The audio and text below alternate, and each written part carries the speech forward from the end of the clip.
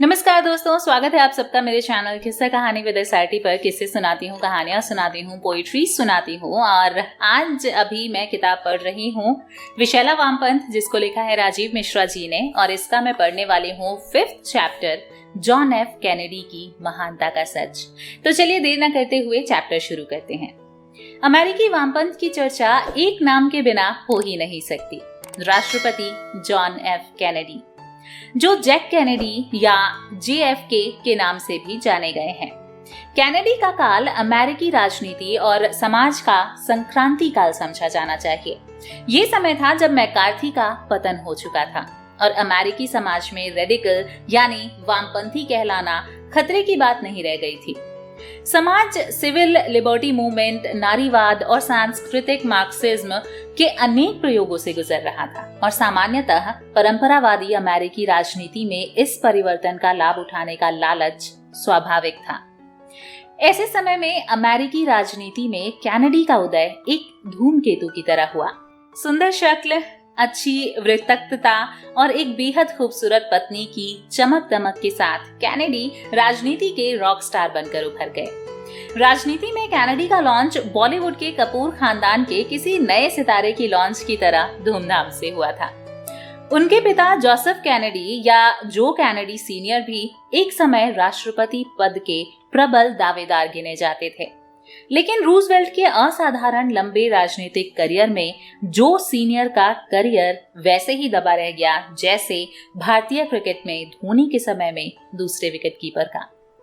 साथ ही उन्होंने एक बड़ी गलती ये भी कर दी थी। ब्रिटेन में अमेरिका के राजदूत के पद पर रहते हुए उन्होंने द्वितीय विश्व युद्ध के अप्रत्यक्ष रूप से हिटलर का साथ देने की वकालत की थी। ये उन्हें बहुत भारी पड़ गया और इस एक निर्णय ने उसका राजनीतिक जीवन खत्म कर दिया। पर इसकी भरपाई करने के लिए उन्होंने अपने बेटों जो कैनेडी जूनियर और जैक दोनों को ही फौज में भेज दिया। उनका बड़ा बेटा जो जूनियर बाप की राजनीतिक विरासत का मालिक और भविष्य का राष्ट्रपति समझा जा रहा था, पर वो एक हवाई मिशन में मारा गया। फिर पापा कैनेडी ने अपने दूसरे बेटे जैक को राजनीति में लॉन्च कर दिया। उस समय तक जैक बिल्कुल पप्पू था। वो 4 लाइन बोल भी नहीं सकता था, पर उसकी खूब ट्रेनिंग, मार्केटिंग और ब्रांडिंग की गई। पप्पू के पापा ने उस पर इतना पैसा खर्च किया कि उनका कहना था कि इतने में तो वो अपने ड्राइवर को भी सेनेटर बना सकते थे। 1959 और 60 का वो राष्ट्रपति चुनाव एक रॉक कॉन्सर्ट की तरह चला। फ्रैंक सिनात्रा जैसे पॉप स्टार्स ने कैनेडी के लिए प्रचार किया और गाने गाए। साथ में उसकी सुंदर बीवी जैकलिन कैनेडी ने खूब भीड़ खींची। नए नए आए टेलीविजन डिबेट ने इस चुनाव को एक रियलिटी शो में बदल दिया और इस ग्लैमर और तड़क भड़क के बीच कैनेडी ने अपने प्रतिद्वंदी धीर गंभीर पर चमक दमक से रहित उपराष्ट्रपति निक्सन को बेहद नजदीकी मुकाबले में बहुत ही मामूली अंतर से हरा दिया। कैनेडी मीडिया और हॉलीवुड के लिबरल्स का दुलारा था, पर सच यही है कि नौसिखिया ग्लैमर बॉय राष्ट्रपति की कुर्सी पर बैठने के बाद अमेरिकी राजनीति का पप्पू बन गया। उसने पूरे एडमिनिस्ट्रेशन को अपनी तरह के अनुभवहीन ड्रामेबाजों से भर दिया, जिन्हें शासन चलाने की कोई समझ नहीं थी। अगर कालांतर में उसकी हत्या नहीं हो गई होती तो वो राष्ट्रपति के नाम पर मजाक ही सिद्ध होता।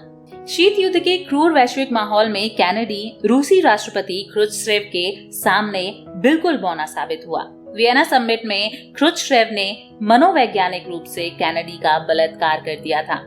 फिर उसने क्यूबा के राष्ट्रपति फिदेल कास्त्रो को हटाने के नाम पर क्यूबाई विद्रोहियों की पूरी फौज को बे ऑफ पिग्स में एक मूर्खतापूर्ण मिशन में मरने के लिए भेज दिया, जिसमें अमेरिका की बड़ी किरकिरी हुई। कैनेडी का वियतनाम युद्ध भी एक भयंकर भूल ही साबित हुआ।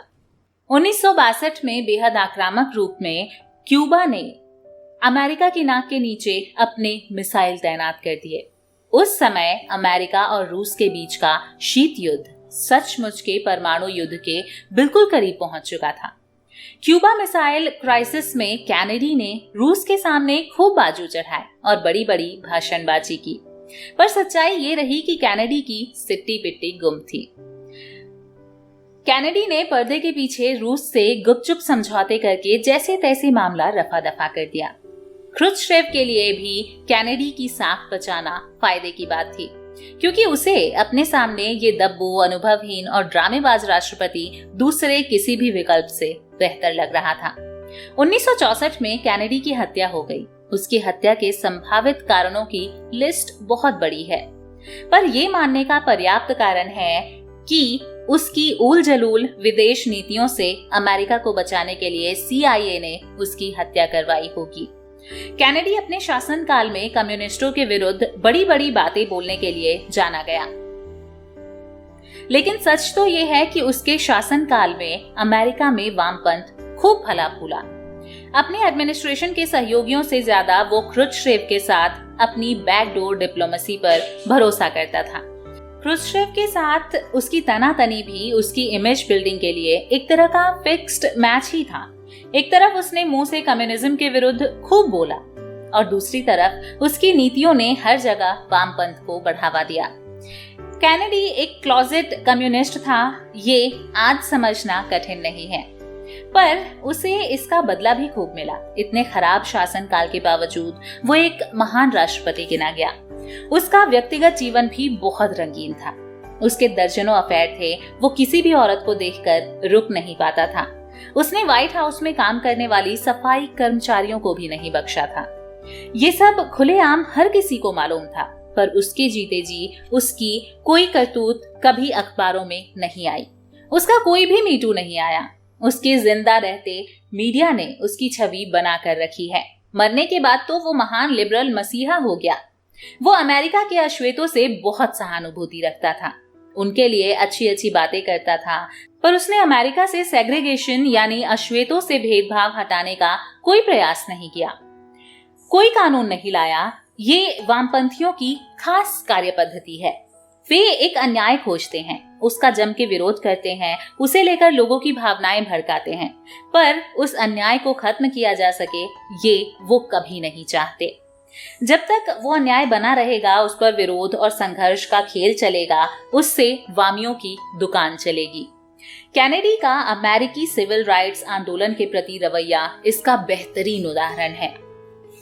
अपने शत्रु को कोई पसंद नहीं करता, उसे सभी राह से हटाना चाहते हैं। अमेरिकी जासूसी और सामरिक तंत्र ने कैनेडी को खतरा समझा, उसे रास्ते से हटा दिया, उसकी हत्या कर दी, लेकिन कैनेडी इतिहास में बना रहा।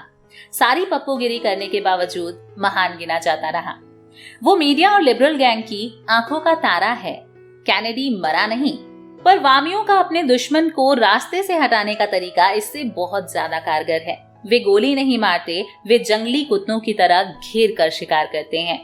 अपने शिकार को नोच नोच कर खा जाते हैं। उसकी हड्डियां तक नहीं छोड़ते, उसका नामो निशान नहीं छोड़ते।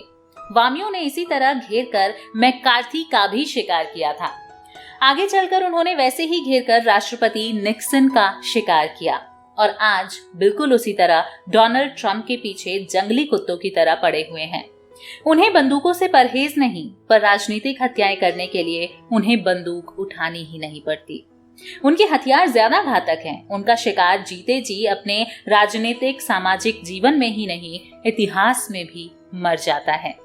तो ये चैप्टर यहीं खत्म हुआ। अगला चैप्टर है रिचर्ड निक्सन, शेर हुआ कुत्तों का शिकार।